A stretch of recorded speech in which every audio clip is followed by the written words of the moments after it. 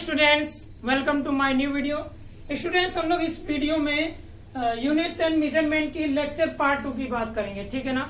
Lecture part 1 की बात मैंने पहले ही कर ली है। उसमें मैंने आपको बता दिया है फिजिकल क्वांटिटीज क्या होती है।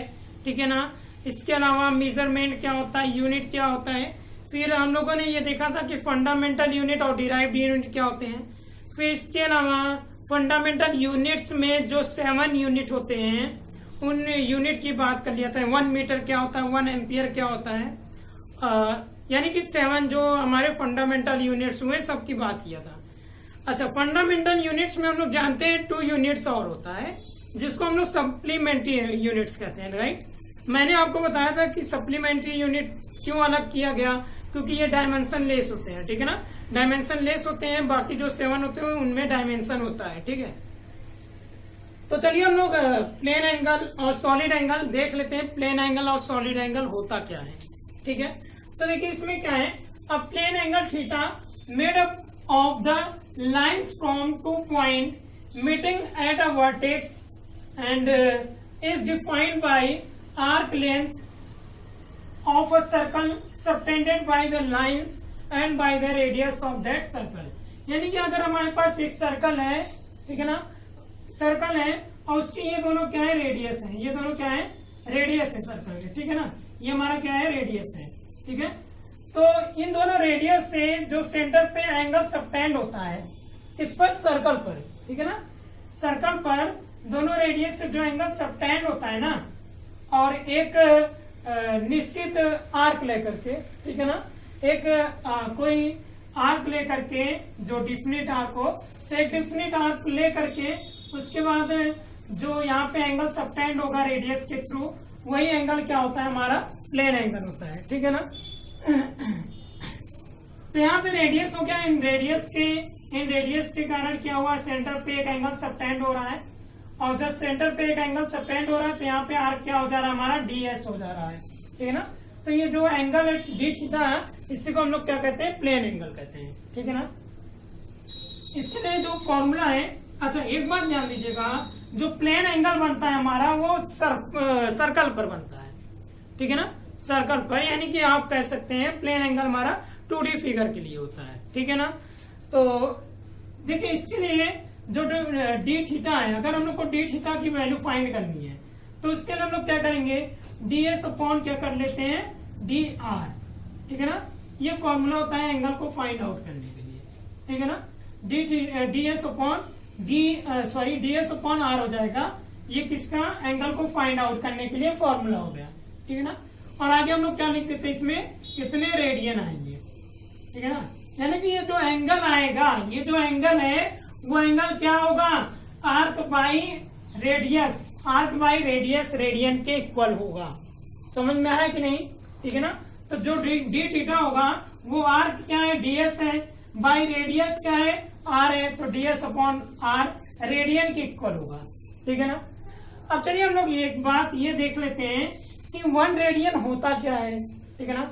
1 रेडियन क्या होगा, देखिए 1 रेडियन तभी होगा जब यहाँ पे 1 आएगा, ds और r की जगह क्या आ जाएगा, 1 आ जाएगा, तो 1 रेडियन हो जाएगा। ठीक है ना। तो अगर हम लोग ds क्या मान लें, 1 मान लें, और dr क्या मान लें, 1 मान लें, नहीं दोनों 1 यूनिट मान लें। ठीक है ना। सॉरी, ds और r क्या मान लें, 1, दोनों 1 यूनिट अगर मान लें तो डी थीटा इक्वल टू क्या हो जाएगा, बताइए। डी थीटा क्या हो जाएगा, ds की वैल्यू 1 और dr की वैल्यू 1, इतने रेडियन आ जाएगा। ठीक है ना। तो जब हम लोग आगे सॉल्व करेंगे तो डी थीटा इक्वल टू क्या आएगा, 1 रेडियन। अच्छा, इससे हम लोग को क्या पता चल रहा है, इससे हम लोग को ये पता चल रहा है जब आर्क की लेंथ रेडियस की इक्वल होगी तब वो क्या होगा, तो वो जो एंगल बनेगा वो क्या होगा, 1 रेडियन बनेगा। ठीक है ना। जब रेडियस की लेंथ, या फिर आप कह सकते हैं जब आर्क की लेंथ रेडियस की इक्वल होगी तो जो एंगल सबटेंड होगा सर्कल के सेंटर पर, जो एंगल सबटेंड होगा वो कितने का होगा, 1 रेडियन का होगा। समझ में आ गया कि नहीं। ठीक है ना। तो हमने क्या किया, देखिए दोनों इक्वल है, दोनों की वैल्यू इक्वल है। जब दोनों की वैल्यू इक्वल हो गई तो क्या आ गया, 1 रेडियन आ गया। समझ में आया। ठीक है ना। तो ये था 1 रेडियन की बात। ठीक है। चलिए आगे हम लोग बात करते हैं सॉलिड एंगल। सॉलिड एंगल क्या होता है? सॉलिड एंगल ओमेगा, ओमेगा इसको ओमेगा पढ़ते हैं, made up of all the lines from a closed curve meeting at a vertex, ठीक है ना, is defined by the surface area of a sphere. Sphere के सरफेस एरिया के द्वारा define किया जाएगा, और subtended bye lines by the radius of that sphere, ठीक है ना। और वो जो एंगल होगा किसके द्वारा सबटेंड किया जाएगा? Subtended bye lines and radius of that sphere, यानी कि लाइंस के द्वारा सबटेंड किया जाएगा और radius of the sphere, sphere के रेडियस के द्वारा वो एंगल सबटेंड किया जाएगा। मतलब ऐसे समझिएगा, मतलब समझिएगा एकदम सिंपल सा। आपके पास अगर एक सॉलिड सिलेंडर, सॉरी अगर आपके पास एक सॉलिड स्फीयर है, स्फीयर की बात कर रहा हूं, ठीक है ना। अगर आपके पास एक सॉलिड स्फीयर है, उस स्फीयर में से आप क्या करिए, एक कोन को कट करके निकाल लीजिए, ठीक है ना। कोन को कट करके निकाल लीजिए। जब आप कोन को कट करके निकालेंगे ना, तो यानी कि ऐसे कुछ निकलेगा कट करके, ठीक है ना। तो ये जो एंगल यहाँ पे बन रहा है ना, इसी एंगल को हम लोग क्या कहेंगे? Solid angle. समझ में आ गया? जैसे कि आप लोग वो खाएंगे, तरबूज खाए होंगे, तरबूज, ठीक है ना। तो उसमें क्या होता है, आप अगर उसमें से कोन कट करके निकाल लेंगे, ठीक है ना, कोन कट करके निकाल लेते हैं, तो क्या होता है, वो पूरा सॉलिड होता है। तो देखिए उस पर एक छतरी नुमा आकार होता है, ठीक है ना, ऊपर से देखिए, यानी कि जब आप क्या करेंगे, कट करके निकालेंगे ना, कुछ इस तरह का शेप निकलेगा, ठीक है ना। तो ये जो एंगल बनेगा ना, ये जो एरिया में एंगल बन रहा है, ये एक एरिया में, तो इसी एंगल को हम लोग क्या कहते हैं? Solid angle. समझ में आया? ठीक है ना। यानी किसी स्फीयर से हम लोग क्या करेंगे, किसी कोन को कट कर लेंगे, तो उसमें उस कोन में जो एंगल बनेगा, मतलब कि ऐसे हो गया और ऐसे हो गया, तो इसमें जो ये एंगल बनेगा, इसी को हम लोग क्या कहेंगे? Solid angle. ये क्या होता है हमारा? डी ओमेगा होता है। समझ में आ गया कि नहीं? तो यही बात की गई है कि सॉलिड एंगल क्या होता है कि एक क्लोज कर्व होता है, ठीक है ना। तो क्या है? Made up of all the lines from a close curve, ठीक है ना। ये जो एंगल होता है वो क्लोज कर्व के सभी लाइन से मिल करके बना होता है, ठीक है ना, मिल करके बना होता है। उसका जो वर्टेक्स होता है उसी को हम लोग क्या कहते हैं? एंगल कहते हैं, ठीक है ना। कौन सा एंगल? सॉलिड एंगल, ठीक है ना। तो आपको बस समझना क्या है कि एक हमारे पास सॉलिड स्फीयर है, स्फीयर की बात कर रहा हूं, यहाँ सर्कल लगता है, यहाँ स्फीयर, तो सॉलिड स्फीयर है। उस स्फीयर में से जब आप क्या करेंगे, कोन को कट करके निकालेंगे, तो उस कोन में जो एंगल बनेगा वही एंगल क्या होगा? सॉलिड एंगल होगा। समझ में आ गया? चलिए आगे बात करते हैं। तो अच्छा, इसके लिए सॉलिड एंगल के लिए जो फॉर्मूला है, वो फॉर्मूला क्या है? तो हम लोग वही, जैसे ये फॉर्मूला वैसे सॉलिड एंगल के लिए भी फॉर्मूला होगा। ध्यान से देखिएगा। तो क्या होगा? डी ओमेगा, हम लोग क्या करते थे? डी थीटा, तो यहाँ पे डी ओमेगा, फिर क्या करते थे? आर्क। तो यहाँ पे आर्क नहीं बन रहा है, यहाँ पे क्या बन रहा है? एक एरिया बन रहा है, एक एरिया। यहाँ पे आर्क बनता था, यहाँ पे क्या बन रहा है? एक एरिया, क्योंकि ये क्या है? स्फीयर है। तो स्फीयर में जब हम लोग कट करेंगे ना, तो एक एरिया कट होगा, ऐसे छाते की तरह, जो छतरी नुमा जो होता है, ठीक है ना, एरिया कट होता है। तो एरिया कट होगा, तो आर्क की जगह क्या हो जाएगा? यहाँ पर एरिया हो जाएगा, ठीक है ना। डीए मतलब एरिया हो गया। और क्या होगा? रेडियस होता है, तो रेडियस होगा, लेकिन यहाँ रेडियस स्क्वायर होगा, क्योंकि हम लोग 3D फिगर की बात कर रहे हैं, स्फीयर की बात कर रहे हैं, ठीक है ना। यहाँ 2D फिगर था, यहाँ 3D फिगर की बात कर रहे हैं, ठीक है ना, स्फीयर की बात कर रहे हैं। तो डी ओमेगा इक्वल टू क्या होगा? D upon R square. इतने क्या होते हैं? स्टेरेडियन होते हैं, ठीक है ना। कितने क्या होंगे? इतने स्टेरेडियन आएंगे, ठीक है, ठीक है ना। ये हो गया हमारा सॉलिड एंगल, ठीक है ना।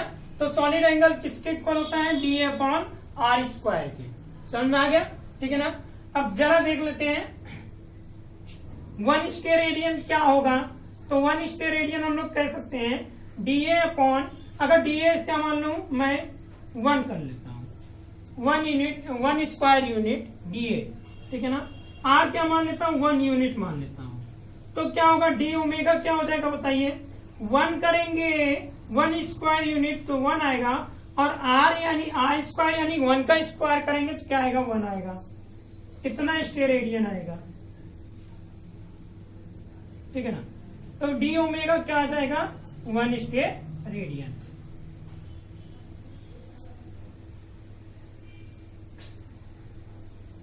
ठीक है ना। तो जब हमारा डीए क्या हो गया, यानी कि एरिया क्या हो गया, 1 स्क्वायर यूनिट हो गया, रेडियस 1 यूनिट हो गया, तो हमको क्या मिल गया, 1 स्टेरेडियन मिल गया। समझ में आया कि नहीं। तो आप क्या देखेंगे कि जो हमारा प्लेन एंगल होता है वो सर्कल पर बनता है, ठीक है ना, सर्कल पे बनता है। यानी कि दो लाइंस क्या करते हैं, उसको सेंटर पे, सर्कल के सेंटर पे सबटेंड करेंगे, एंगल्स को सबटेंड करते हैं, तो ये एंगल क्या होता है, प्लेन एंगल होता है। और जो हमारा सॉलिड एंगल होता है वो किस पर होता है, स्फीयर पे होता है, ठीक है ना, स्फीयर पे होता है। उसपे क्या करते हैं, रेडियस, स्फीयर के रेडियस, इसके अलावा और भी लाइंस क्या करते हैं, सेंटर पे एंगल को सबटेंड करते हैं। तो सेंटर पे जो एंगल सबटेंड करते हैं वही क्या होता है, हमारा सॉलिड एंगल होता है। लेकिन ये किस पे बनता है, प्लेन एंगल हमारा 2D फिगर पे, और ये किस पर बनता है, 3D फिगर पे। प्लेन एंगल किस पर बनेगा, सर्कल पे, और सॉलिड एंगल किस पर बनेगा, स्फीयर पे, ठीक है ना, ये ध्यान दीजिएगा। अच्छा, इसके अलावा ये कहा गया है, मैंने आपको बताया था कि ये दोनों क्या होते हैं, डायमेंशन लेस होते हैं। क्या होते हैं, दोनों डायमेंशन लेस होते हैं। तो देखिए, अगर मैं बात करूं, डी एस है, एस क्या है, आर्क है, आर्क की लेंथ किस में आएगी, मीटर में आएगी, ठीक है ना। इसके अलावा आर क्या है, रेडियस है, रेडियस किस में मीटर किया जाएगा, मीटर या सेंटीमीटर जिसमें भी हो, ठीक है ना। चलिए सेंटीमीटर रख लेते हैं, सेंटीमीटर ये भी, सेंटीमीटर ये भी, दोनों क्या है, डिस्टेंस, दोनों की यूनिट कट जाएंगे, कट जाएगा तो क्या बचेगा, यूनिट कुछ बचेगा ही नहीं, इसीलिए इसको क्या कहते हैं, डायमेंशन लेस कहते हैं, ठीक है ना। यानी कि इनकी यूनिट कुछ होती ही नहीं, ठीक है ना, यूनिट आप कह सकते हैं, यानी कि इनके यूनिट क्या हो जाएंगे, कैंसिल हो जाएंगे। तो जब यूनिट कुछ बचेगा नहीं तो ये क्या हो जाएंगे, डायमेंशन लेस हो जाएंगे, ठीक है ना। इसीलिए सॉलिड एंगल और प्लेन एंगल क्या होते हैं, डायमेंशन लेस होते हैं। क्योंकि जब यूनिट बची ही नहीं तो हम लोग डायमेंशन को फाइंड आउट कर ही नहीं सकते, ठीक है ना। तो क्या हुआ, ये लेंथ है, ऐसे भी देख लीजिए, अगर ये लेंथ है ds और रेडियस क्या है, रेडियस भी एक लेंथ है, तो लेंथ की डायमेंशन क्या होती है, एल होती है, एल से एल कैंसिल हो गया तो डायमेंशन तो खत्म हो गया ना, बोलिए, डायमेंशन खत्म हो गया। तो इसका मतलब इसका यूनिट ये क्या है, डायमेंशन लेस है। ऐसे इसमें भी बात करते हैं हम लोग, एरिया का डायमेंशन क्या होगा, एरिया क्या होता है, लेंथ इंटू ब्रेथ, लेंथ और ब्रेथ दोनों क्या है, लेंथ है, ठीक है ना। तो एल इंटू एल लिख सकते हैं, ठीक है ना। अरे लेंथ इंटू ब्रेथ कहिए तो ब्रेथ भी क्या है, एक तरह का लेंथ ही है, ठीक है ना। तो लेंथ का जो डायमेंशन होता है एल होता है, और ब्रेथ का डायमेंशन एल होगा, एल इंटू एल। और आर स्क्वायर, तो आर क्या है, रेडियस, रेडियस भी क्या है, एक लेंथ है, तो एल स्क्वायर हो जाएगा, ठीक है ना। अब यहाँ क्या हो जाएगा, एल स्क्वायर यहाँ भी हो जाएगा हमारा, और यहाँ भी क्या हो जाएगा, एल स्क्वायर हो जाएगा। अब दोनों कट गए, कट गए, क्या कोई डायमेंशन बचा, कुछ भी डायमेंशन नहीं बचा, इसलिए इसको क्या, इन दोनों क्या कहा गया है कि ये क्या है, डायमेंशन लेस है। समझ में आया, तो आप इसको नोट डाउन कर लीजिए। चलिए अब हम लोग लार्जेस्ट यूनिट ऑफ लेंथ की बात करते हैं, ठीक है ना। तो देखिए लार्जेस्ट यूनिट ऑफ लेंथ कौन कौन से हैं। एक तो एस्ट्रोनॉमिकल यूनिट है जो आपके सामने है, लाइट ईयर है, ये भी आपके सामने ही है, और एक और होता है पार्सेक, ठीक है ना, उसकी भी बात हम लोग करेंगे। तो पहले हम लोग इन दोनों की बात कर लेते हैं, ठीक। क्या है एस्ट्रोनॉमिकल यूनिट, जिसको हम लोग शॉर्ट में AU से रिप्रेजेंट करेंगे, ठीक है ना।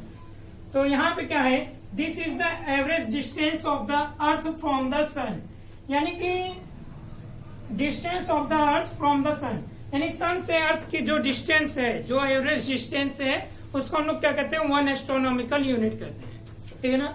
और 1 एस्ट्रोनॉमिकल यूनिट में कितने मीटर होते हैं, 1.496 इंटू 10⁻11 मीटर होते हैं, ठीक है ना। यानी कि बहुत बड़ा होना, 10⁻11 का मतलब आप समझ सकते हैं कि बहुत ज्यादा होना।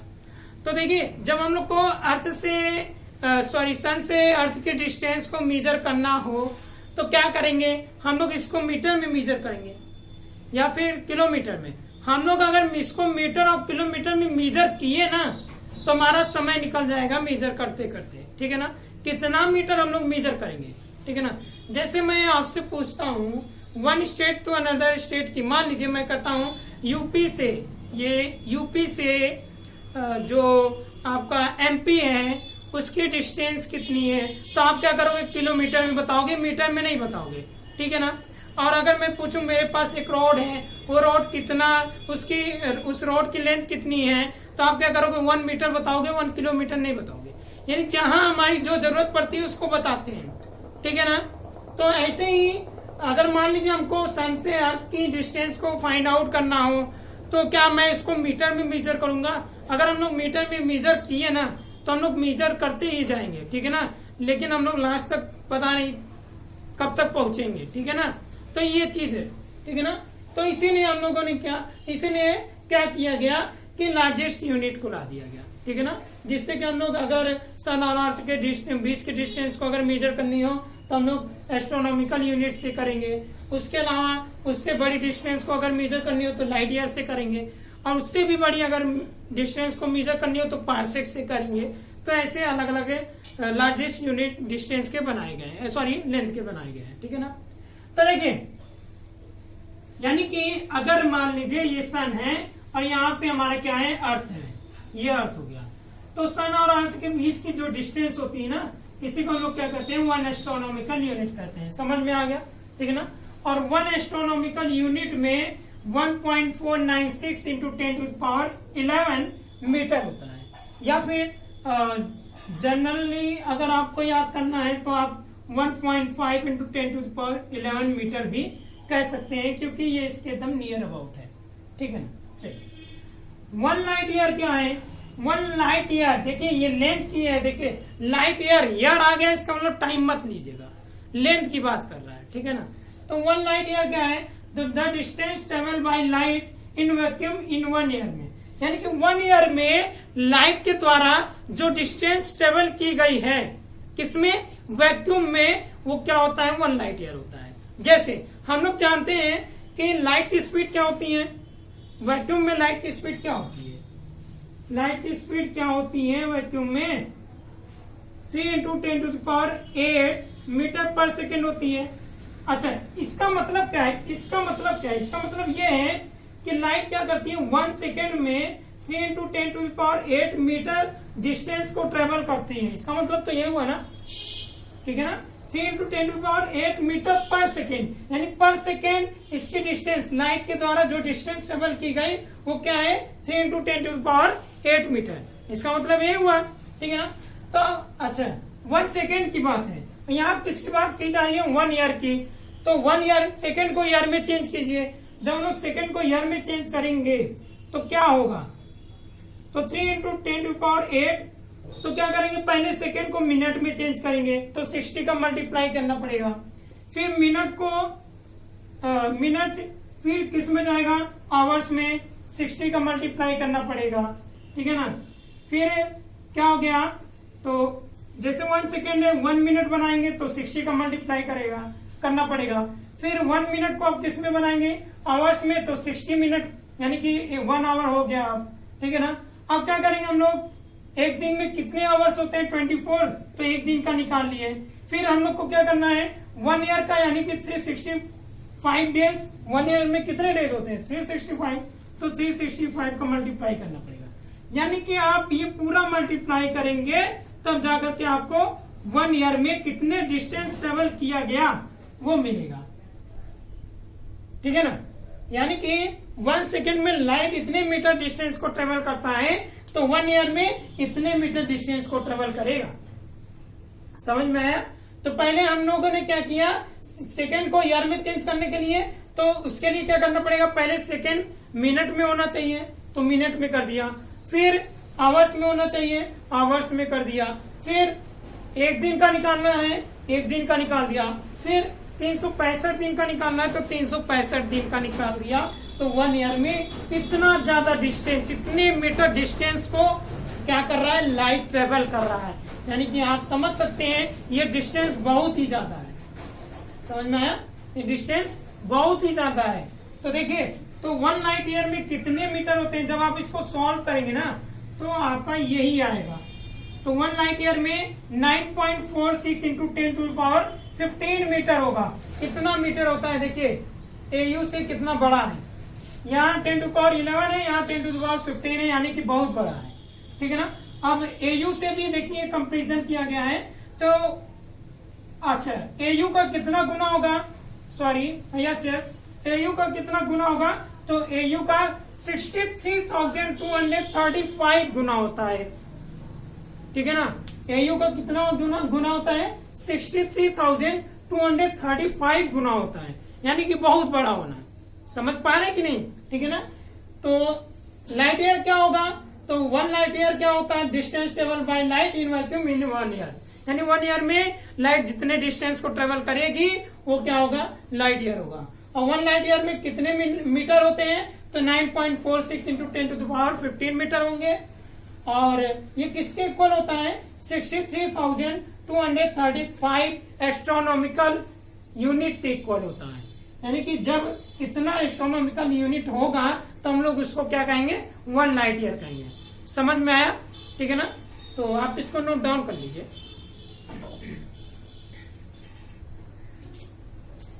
चलिए स्टूडेंट्स, अब हम लोग पार्सेक की बात करते हैं, जो कि सबसे लॉन्गेस्ट, सबसे लार्जेस्ट यूनिट है लेंथ की, ठीक है ना। सबसे लार्जेस्ट, इससे लार्जेस्ट बनी नहीं है। तो पार्सेक क्या होता है, 1 parsec is the distance to a star that subtends an angle of 1 arc second at an arc length of 1 astronomical unit। यानी क्या कह रहा है, पार्सेक होता क्या है, 1 पार्सेक क्या होता है, the distance to a star, यानी किसी स्टार से डिस्टेंस होती है जो कि सबटेंड करता है एंगल 1 आर्क सेकेंड का।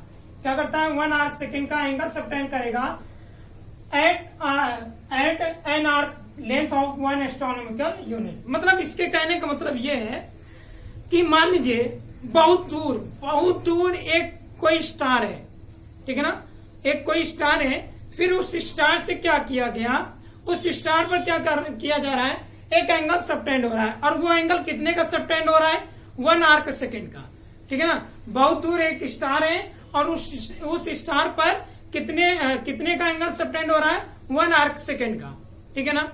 तो 1 आर्क सेकेंड का एंगल सबटेंड हो रहा है कितने आर्क पर, 1 एस्ट्रोनॉमिकल आर्क पर, ठीक है ना। 1 एस्ट्रोनॉमिकल आर्क पर अगर 1 आर्क सेकेंड का एंगल सबटेंड होगा किसी पॉइंट पर, ठीक है ना, तो जो रेडियस होगा उस रेडियस को हम लोग क्या कहेंगे, 1 पार्सेक कहेंगे। समझिएगा, बहुत अच्छे से समझिएगा। अगर मैं कहूं, मैं अगर ये कहता हूं यहाँ पे अर्थ है हमारा, यहाँ पे क्या है, सन है। हम लोग जानते हैं अर्थ और सन के बीच की डिस्टेंस कितनी होती है, 1 एस्ट्रोनॉमिकल यूनिट, अभी मैं बताया भी था, ठीक है ना। अब मैं ये कहता हूं कि इनके अर्थ हो गया और सन हो गया, इससे बहुत दूर एक पॉइंट है, और उस पॉइंट पर ये जो अर्थ और सन है ना, वो क्या कर रहे हैं, एंगल सबटेंड कर रहे हैं। कितने का एंगल सबटेंड कर रहे हैं, 1 आर्क सेकेंड का, ठीक है ना। ये पॉइंट कितनी दूर है वही बताया जा रहा है, ठीक है ना। 1 आर्क सेकेंड का एंगल सबटेंड कर रहे हैं। तो इसका मतलब ये क्या होगा, अगर हम लोग इसको बढ़ाएंगे तो एक बहुत बड़ा गोला बनेगा, एक बहुत बड़ा सर्कल बनेगा कि नहीं बनेगा, ठीक है ना। देखिए ना, अगर मैं इसको बढ़ा दूं ऐसे करके, तो ये क्या होगा, एक बड़ा सा सर्कल बन जाएगा, ठीक है ना। तो जो सर्कल बनेगा ना, उस सर्कल की जो रेडियस होगी, उसी रेडियस को हम लोग क्या कहेंगे, 1 पार्सेक कहेंगे। समझ में आ गया, समझ में आया, ठीक है ना। यानी क्या हुआ, 1 पार्सेक क्या होता है, यानी कि हम लोग कहेंगे एक बहुत दूर एक पॉइंट है, ठीक है ना। अब उस पॉइंट पे क्या हो रहा है, 1 आर्क सेकेंड का एंगल बन रहा है, ठीक है ना। और ये 1 आर्क सेकेंड कितने आर्क पर बन रहा है, 1 एस्ट्रोनॉमिकल आर्क पर, ठीक है ना। 1 एस्ट्रोनॉमिकल आर्क पर 1 आर्क सेकेंड का एंगल बनेगा, तो जो रेडियस होगी उस सर्कल की, यानी कि उसके थ्रू जो सर्कल बनेगा, तो जो रेडियस होगी वो क्या होगी, 1 पार्सेक होगी। समझ में आ गया, ठीक है ना। या फिर आप कह सकते हैं जो डिस्टेंस होगी उस पॉइंट की, ठीक है ना, जहां पे आर्क बन रहा है, तो आर्क से उस पॉइंट की जो डिस्टेंस होगी वो क्या होगी, 1 पार्सेक होगी। समझ में आया, ठीक है ना। अब देखिए 1 आर्क सेकेंड का मतलब इतना एंगल नहीं, इससे भी छोटा एंगल, ठीक है ना, क्योंकि 1 डिग्री 1 डिग्री का एंगल जब हम लोग बनाते हैं छोटा होता है, और भी छोटा होता है, इससे भी छोटा होता है, बना नहीं पाए, ठीक है ना। तो 1 डिग्री का एंगल जो होता है बहुत छोटा होता है, ठीक है ना। और यहाँ किसकी बात कर रहा हूं, 1 आर्क सेकेंड, और 1 आर्क सेकेंड का एंगल 1 डिग्री से भी छोटा होगा। तो उसको तो हम लोग अगर और भी छोटा करेंगे तो हम लोग उसको रिप्रेजेंट नहीं कर पा रहे हैं, क्योंकि ये इसी पे क्या कर रहा है, ओवरलैप कर रहे हैं, ओवरलैप हो जा रहा है, ठीक है ना। तो क्या होगा, 1 डिग्री में आप जानते हैं कितना होता है, 60 मिनट होता है। कितना होता है, 60 मिनट। और 1 मिनट में कितने होते हैं, 60 सेकेंड होते हैं, ठीक है ना। 1 मिनट में 60 सेकेंड होते हैं। और ये किसका है, ये आपका घड़ी की बात नहीं कर रहा हूँ, वॉच की बात नहीं कर रहा हूँ मैं किसकी बात कर रहा हूँ, डिग्री की बात कर रहा हूँ। 1 डिग्री में 60 मिनट, 60 आर्क मिनट होते हैं, और 1 मिनट में, 1 आर्क मिनट में 60 आर्क सेकेंड होते हैं, ठीक है ना। यानी कि मिनट और सेकेंड में भी एंगल बनता है, और ये सब क्या होते हैं, डिग्री से छोटे होते हैं, डिग्री से छोटे होते हैं। तो 1 मिनट में 60 आर्क सेकेंड होता है, ठीक है ना। तो कितने आर्क सेकेंड की बात कर रहा हूं, 1 आर्क सेकेंड।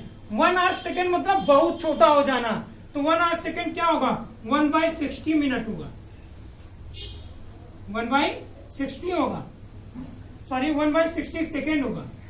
अगर 1 सेकेंड की बात करेंगे तो 1/60 के इक्वल होगा, ठीक है ना। देखिए ये 1 मिनट है, ठीक है ना। 1 सेकेंड की बात करेंगे तो 1/60, यानी कि 1 मिनट का 60 पार्ट होगा, 1 मिनट का 60 पार्ट, ठीक है ना। 1 मिनट का 60 पार्ट क्या होगा, 1 सेकेंड होगा। समझ में आ रहा है, यानी कि जो एंगल बनेगा बहुत ही छोटा एंगल बनेगा, और ये जो बहुत छोटा एंगल है वो क्या कर रहा है, बहुत बड़ा आर्क बना रहा है। कितना बड़ा आर्क, 1 एस्ट्रोनॉमिकल यूनिट का, यानी कि कितना दूर ये पॉइंट होगा, पॉइंट बहुत दूर होगा तभी तो 1 आर्क सेकेंड का एंगल बन रहा है, ठीक है ना। यानी कि ये डिस्टेंस बहुत बड़ी होती है। तो आपको कुछ भी है, बस आप इतना समझिएगा 1 पार्सेक क्या होता है। तो मान लीजिए बहुत दूर एक स्टार है, तो उस स्टार पे जो 1 आर्क सेकेंड का एंगल सबटेंड होगा, और ये एंगल कितने सबटेंड होगा, 1 एस्ट्रोनॉमिकल यूनिट आर्क पर, ठीक है ना। ये एंगल कितने आर्क पर सबटेंड होगा, 1 एस्ट्रोनॉमिकल यूनिट आर्क पर सबटेंड होगा। तो वो जो स्टार की डिस्टेंस होगी उसी को हम लोग क्या कहेंगे, 1 पार्सेक कहेंगे। समझ में आ गया, ठीक है ना। 1 पार्सेक, पार्सेक को हम लोग पीसी शॉर्ट में रिप्रेजेंट करते हैं। तो 1 पार्सेक क्या होता है, 1 पार्सेक में 3.08 इंटू 10⁻16 मीटर होता है। 1 लाइट ईयर में 15 था, यहाँ पे 16, यानी लाइट ईयर से बड़ा होता है, ठीक है ना। और 1 पार्सेक कितने एस्ट्रोनॉमिकल के बराबर होता है, 1 पार्सेक कितने एस्ट्रोनॉमिकल के बराबर होगा, 2,06,265 एस्ट्रोनॉमिकल यूनिट के इक्वल होगा, ठीक है ना। कितना होगा, 2 लाख, ठीक है ना, 2,06,265 एस्ट्रोनॉमिकल यूनिट के इक्वल होगा, ठीक है ना। इतना बड़ा होता है, ठीक है।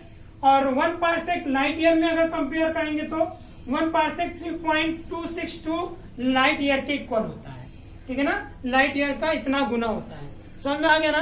तो 1 पार्सेक कितना बड़ा होता है वो आपको समझ में आ गया, ठीक है।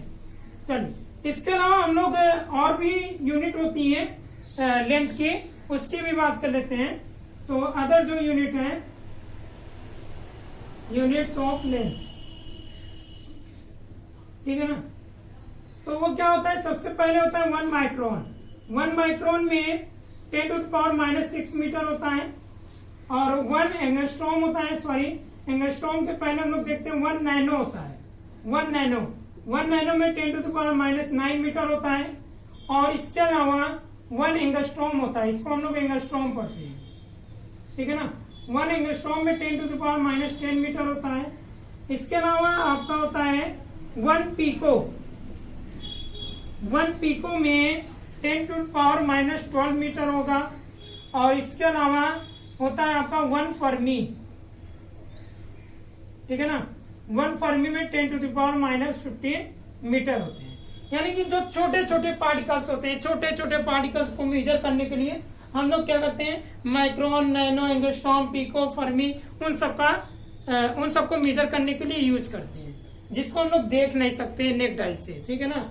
तो उसको मेजर करने के लिए हम लोग इन सब का यूज करते हैं। तो ये तो अदर यूनिट्स हो गया आपका लेंथ का, ठीक है ना। तो ये हो गया लार्जेस्ट यूनिट, हम लोगों ने पार्सेक देखा, अदर यूनिट्स देख लिया, आप इसको नोट डाउन कर लीजिए।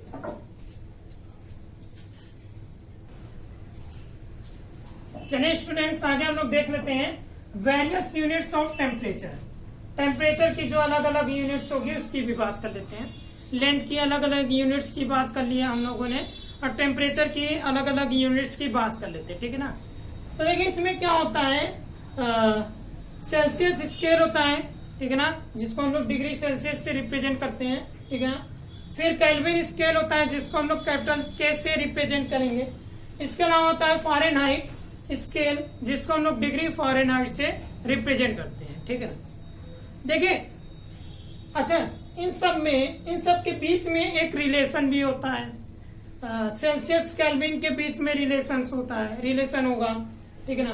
केल्विन और फ़ारेनहाइट के बीच में रिलेशन होगा, फिर सेल्सियस और फ़ारेनहाइट के बीच में रिलेशन होगा, ठीक है ना। तो क्या रिलेशन होगा, तो चलिए हम लोग रिलेशन को पहले देख लेते हैं, ठीक है ना। तो अगर मान लीजिए, तो हम लोग क्या देखते हैं, रिलेशन देखते हैं इन सब में। तो अगर मान लीजिए केल्विन में हम लोग को केल्विन और किसमें डिग्री सेल्सियस में रिलेशन देखना है, तो relation between Kelvin and capital K, right, Kelvin and degree Celsius, ठीक है ना। तो क्या होगा, तो केल्विन इक्वल टू क्या होता है, डिग्री सेल्सियस में कुछ भी मत कीजिए आप, 273 ऐड कर दीजिए तो वो केल्विन में चेंज हो जाएगा, ठीक है। डिग्री सेल्सियस में अगर 273 को आप ऐड कर देते हैं तो वो केल्विन में चेंज हो जाएगा। जैसे 37 डिग्री सेल्सियस गिवन है, तो आप क्या करिएगा, उसमें 273 अगर ऐड कर देंगे तो वो क्या हो जाएगा, केल्विन आ जाएगा, ठीक है।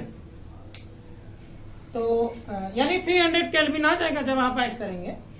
तो आगे देखिए, सॉरी 300 नहीं आएगा, उससे भी ज्यादा आ जाएगा, 310 आ जाएगा, ठीक है ना। तो क्या हो गया, ये आपका केल्विन और डिग्री सेल्सियस में रिलेशन हो गया, ठीक है ना। अब देखिए आगे, अगर मान लीजिए अब हम लोग क्या देखते हैं, रिलेशन बिटवीन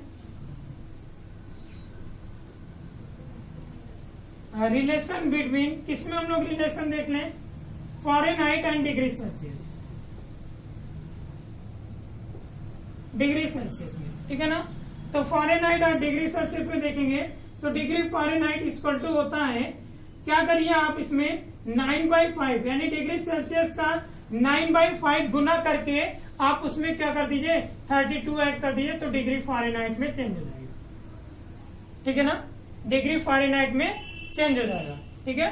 तो जैसे आपको क्या मालूम है, मान लीजिए अगर मैं एक क्वेश्चन बोलूं 37 डिग्री सेल्सियस मालूम है, तो फ़ारेनहाइट में चेंज करना है 37 डिग्री सेल्सियस को, तो आप क्या करोगे, 9/5 कर दो और डिग्री सेल्सियस की जगह 37 कर दो और प्लस 32 कर दीजिए, ठीक है ना।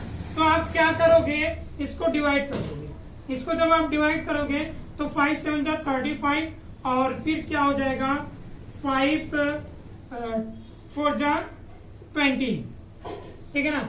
5 4 जा क्या हो जाएगा, 20 हो जाएगा, ठीक है। तो अब क्या होगा, 9 इंटू 7.4 होगा प्लस 32 हो जाएगा। तो इसको मल्टीप्लाई कर लीजिए आप, तो 9 4 जा 36 हो जाएगा और फिर 9 7 जा 63 और 3 ऐड करेंगे तो क्या होगा, 66 हो जाएगा, यानी 66.6 आया और यहाँ क्या हो जाएगा, 32। अब ऐड कर दीजिए तो क्या होगा, 8 हो जाएगा, 6 to 8 और 98.6 आ जाएगा, यानी कि इतना डिग्री फ़ारेनहाइट आ जाएगा। 30 डिग्री सेल्सियस को अगर हम लोग फ़ारेनहाइट में चेंज करेंगे तो इतना डिग्री फ़ारेनहाइट आ जाएगा। समझ में है कि नहीं, ठीक है ना। तो ये था डिग्री फ़ारेनहाइट और सेल्सियस में रिलेशन।